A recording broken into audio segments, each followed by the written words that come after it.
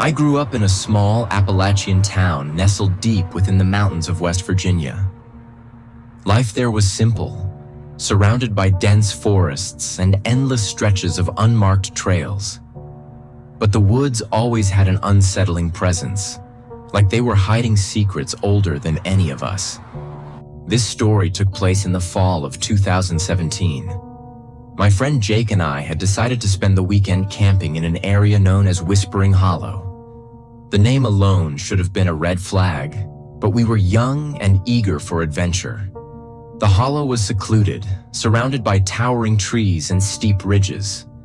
Locals whispered about strange disappearances in the area, but we brushed it off as small-town folklore. We arrived late in the afternoon, set up our tent, and started a small fire. As the sun dipped below the ridgeline, an eerie silence settled over the forest. No crickets, no rustling leaves, just silence. It was unnerving, but we chalked it up to being unfamiliar with the area. Around midnight, we were sitting by the fire, sharing stories and laughing, when we heard it. A faint whisper carried on the wind. We froze, listening intently. The whisper grew louder, but we couldn't make out the words. It sounded like it was coming from just beyond the tree line. Jake, ever the brave one, grabbed a flashlight and suggested we check it out. Against my better judgment, I followed. The light from the fire faded behind us as we ventured deeper into the woods. The whispers grew louder, more distinct. It sounded like multiple voices overlapping, speaking in a language we didn't recognize. Then, the flashlight flickered and died, plunging us into darkness. We stood there, paralyzed by fear, until we heard something moving, something big. The sound of branches snapping under heavy footsteps sent us sprinting back toward our camp. But when we got there, our tent was shredded, and the fire had been completely extinguished. Panic set in. We grabbed what we could and ran toward the trail we had come from. But the woods didn't look the same. The trees seemed denser, the path unfamiliar. It felt like we were being watched, hunted even. The whispers never stopped. They followed us, growing louder and more frantic. After what felt like hours, we stumbled upon an old, abandoned cabin.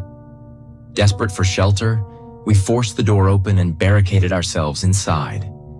The cabin was cold, filled with the scent of rot and decay. As we huddled in a corner, trying to catch our breath, we heard footsteps circling the cabin. Slow, deliberate steps. Then, the whispers were inside. We never saw what it was. All I remember is waking up at dawn, disoriented and shaking. Jake was still there, but he was different. His face was pale, eyes hollow, and he wouldn't speak a word. We managed to find our way back to the main trail, eventually reaching our car. In the days that followed, Jake withdrew completely. He wouldn't talk about what happened, and his health deteriorated rapidly. He started having night terrors, screaming about voices and shadows. His family tried getting him help, but nothing worked. A few weeks later, Jake disappeared from his home without a trace. Search parties scoured the area for months, but he was never found. Some say he went back to Whispering Hollow. Others believe he never truly left it. To this day, I don't know what happened that night. But I know one thing. The Appalachian woods hold secrets, and some things are better left undiscovered.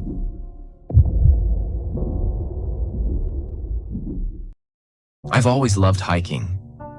Something about being alone in nature, away from the noise of everyday life, always felt peaceful. So, when my friend Ryan invited me on a week-long camping trip deep in the Appalachian Mountains of North Carolina, I didn't hesitate. We had done a few shorter trips before, but this was different. We were going off-trail, deep into the wilderness where there were no marked paths, no cell service, and no other people. Or at least, that's what we thought. The first few days were incredible. We hiked through dense forests, crossed streams, and set up camp in some of the most beautiful places I had ever seen. At night, we sat around the fire, telling stories and laughing. But on the third night, things changed. We had set up camp near an old, dried-up riverbed. The sun had just set, and we were finishing up dinner when we heard it. Whistling. A slow, deliberate whistle coming from the trees. Ryan and I looked at each other. It was distant, but clear. "The hell is that?" Ryan asked, setting his plate down. "Probably just the wind," I said, though I didn't really believe it. The whistling continued, a strange, almost melodic tune. It didn't sound random. It sounded intentional, like someone was whistling a song just out of sight. Then suddenly, it stopped. The woods fell silent. No crickets, no owls, nothing. Just an eerie, unnatural quiet. A chill ran down my spine. "We should put out the fire," Ryan whispered. I nodded, and we quickly doused the flames, sitting in the darkness, listening. Then we heard footsteps. Slow, heavy footsteps, moving through the trees around us. Not an animal. A person. Or at least, something that sounded like one. We didn't sleep that night. We sat there, gripping our knives, barely breathing, until the first light of dawn broke through the trees. As soon as it was bright enough to see, we packed up and started moving.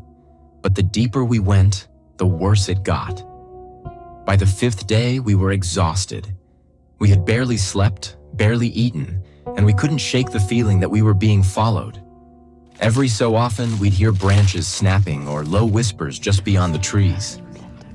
Then, just before sunset, we found something that made my blood run cold. About 30 feet up in a tree, there was a deer carcass. Not just a normal carcass. It had been tied there. Its legs were bound together with what looked like strips of fabric, its body gutted. Fresh. Ryan and I stared at it, frozen. "What the hell does that?" Ryan whispered. Before I could answer, we heard laughter. Not close, but not far either. High-pitched, distorted, like a child giggling from deep in the trees. That was it. "We're leaving," I said. We turned, moving as fast as we could without making too much noise. We needed to get out of those woods, but the deeper we went, the worse it got. I swear we saw people. Not normal people. Figures, darting between the trees, moving on all fours, too fast for a human. Ryan grabbed my arm. "Don't look," he muttered. "Just keep walking." I didn't argue, but then we saw the cabin. It was old, rotted, with boarded-up windows and a collapsed roof. The strange part? There was smoke coming from the chimney. Someone was inside, and that someone had been watching us. Ryan shook his head. "We're not stopping. We keep moving." But as we passed the cabin, the door creaked open. A woman stood in the doorway. Barefoot, wearing tattered clothes, her skin streaked with dirt. Her hair was long and tangled, covering most of her face. She smiled. "You boys lost?" she asked, her voice raspy. Ryan shook his head. "Just heading back." She didn't blink. Then she stepped aside, and behind her, I saw them. More people. Hunched figures crouched inside the cabin, peering out at us with wide, hungry eyes. One of them crawled forward on all fours. "Stay," the woman whispered. "Stay for dinner." I grabbed Ryan's arm and yanked him away. We ran. Behind us, we heard laughter. Then, whistling. We ran for miles, not stopping, not looking back. Eventually, we found a narrow dirt road and followed it until we saw a car parked in the distance. A hunter was loading his gear into the trunk. When he saw us, he frowned. "Where the hell did y'all come from?" We told him we'd gotten lost in the woods. He stared at us for a long moment, then said, "You were lucky." I hesitated. "Lucky how?" He sighed and glanced back toward the trees. "People go missing out here, all the time. Some folks say there are things in these woods that ain't human.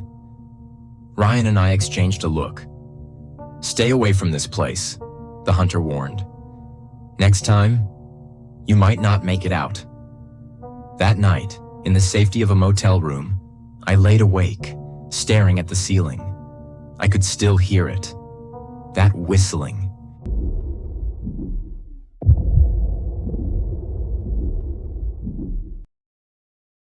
I've been an outdoor guide in eastern Tennessee for nearly a decade, leading people through some of the most rugged, beautiful parts of the Appalachian Mountains. I know these woods like the back of my hand, or at least I thought I did. One summer, a group of 3 campers hired me to take them deep into the mountains for a week-long trip. They wanted the full experience.